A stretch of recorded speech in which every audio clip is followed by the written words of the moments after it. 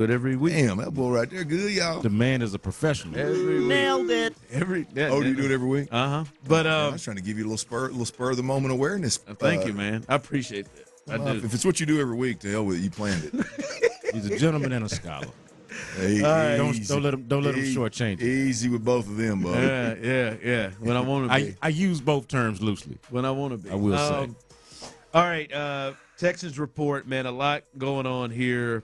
But big news dropped in our show, and I'm sure it put you to work yesterday a lot. And that is Nico Collins. Just overall, your thoughts. Now I had over 24 hours since the news dropped.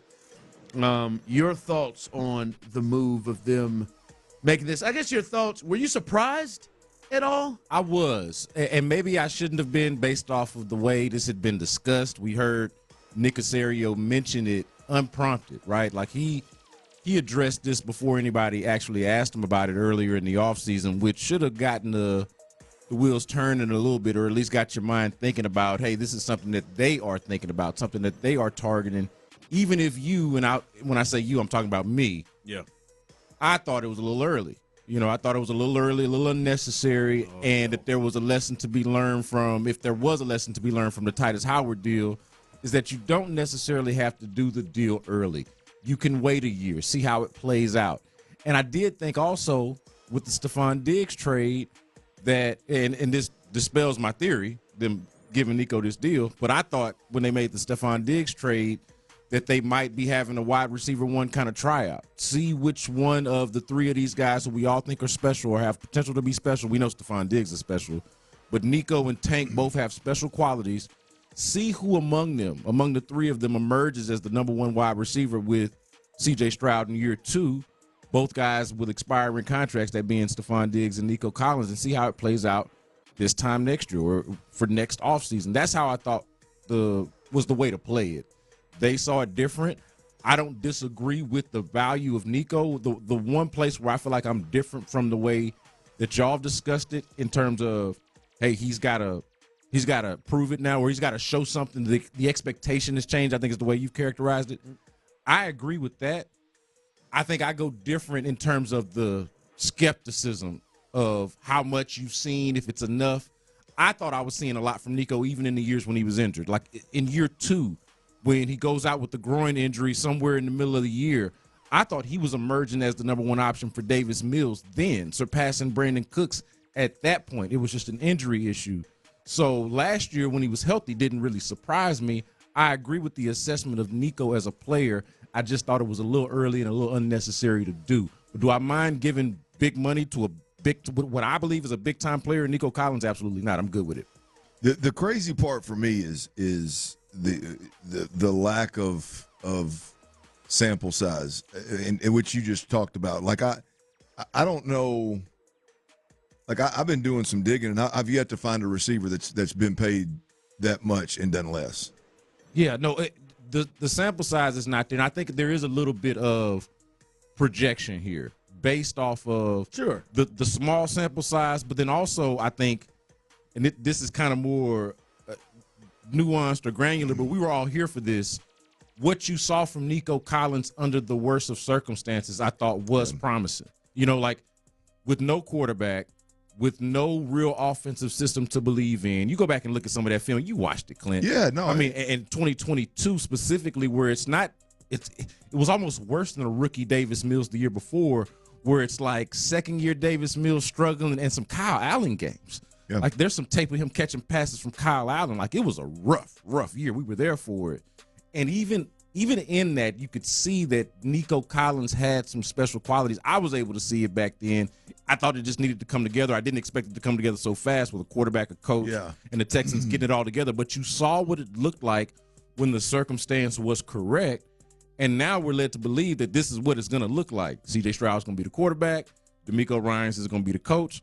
Either Bobby Slowick or somebody from that arm of coaching is going to be running the offense, and this is all going to be good. Nico Collins won't have to ever worry about a Davis Mills, David Culley, Lovie Smith, Kyle Allen sort of situation anymore. Like life is good now, and so maybe he's actually worth the investment. Yeah, look, there's the maybes, and I do think that the off the field stuff and the person he was through it all weighs heavily on Nick Caserio and D'Amico Ryans. The kind of person he is, the kind of person they want to lead their room.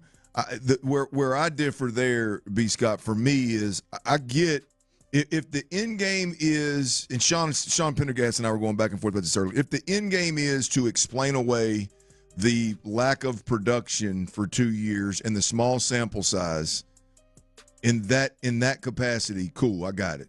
But we're justifying $50+ million guaranteed and roughly $25 million a year by saying, well, Davis Mills and the system sucked, right? Terry McLaurin went out there in a terrible-ass system in Washington with multiple quarterbacks and coaches getting fired and went for over a stack every year, right? And it's just one of those. He was on the field, though, right? McLaurin. So it's twofold, Clint. It's not just that the system sucked.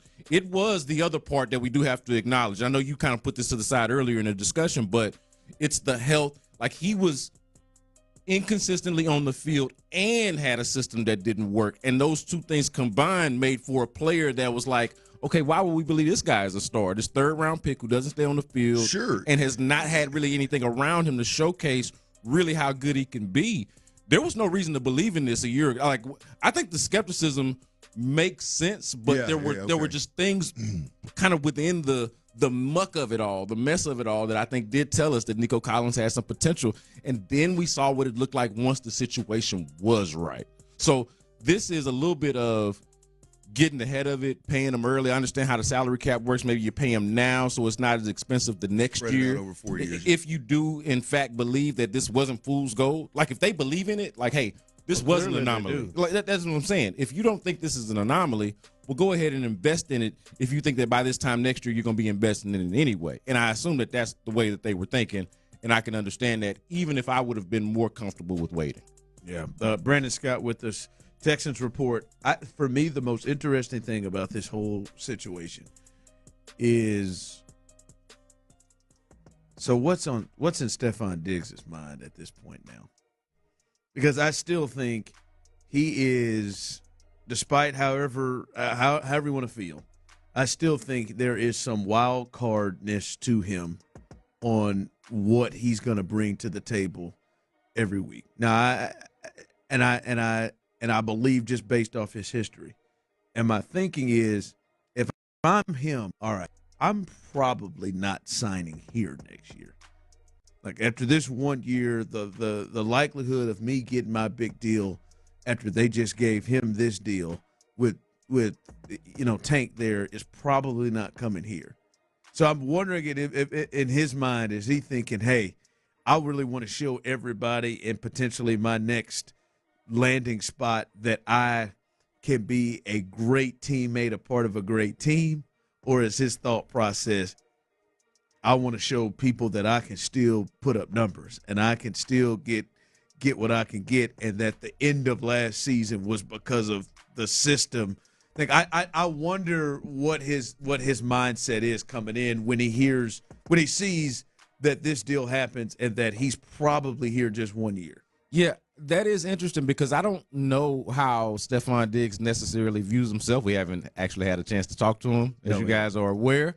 But that is an interesting way to look at it. I would imagine, though, that he understands that, like, he wasn't brought here to just kind of sit around, just kind of wait around. Like, the idea that they would trade the pick to get him in the first place is an investment in his ability and this idea that he's going to come over here and help them. And the way that they've talked about Stefon Diggs, it shows a reverence and a level of respect and admiration for him. So it's not like he's coming here and they give Nico Collins this deal and things went sour in Buffalo and he feels like he's got to, like, prove himself. The team that invested in him, that brought him in for a reason, because they feel like he's kind of a piece that can get him over the hump. So I imagine he just feels like he's gonna come out here and ball out, and wherever he ends up, that he's gonna end up getting paid. He feels that, but he's got one more big payday. Yeah. And this is the place to do it. And this year, but yeah, this year for him is going to be a big year that goes to, if he's able to hit that payday. And I'm just saying, will he? How will he react if the team is winning and his numbers may not be showing that? Yeah, no, or whatever. If his numbers aren't just showing that, I've got a tough time and this is a fair question because, like, what if? But I got a tough time knowing a little bit about C.J. Stroud, being around C.J. Stroud, knowing how that quarterback room works, a little bit about the relationship with Stefon Diggs, and underrated, Case Keenum. They were teammates for a year, I believe. Like, there are some folks here that I think can keep the reins in on Stefon Diggs in a way that they weren't able to do in Buffalo. Like, and I'm not saying that they got to, like, control him per se, but, like, there's a respect, there's an understanding, there's a way that I feel like CJ is going to be able to handle Stefon Diggs, honestly. It'd be able to talk to him and deal with him to where I'm not as concerned about that. And honestly, that's also the reason why it's a one-year investment, right? The question that you ask is also the reason why, hey, you pay him the money that you give him this year and you don't invest beyond now because, hey, there is that question of, is the buy-in going to be there? Is it going to be worth it past just the 1 year?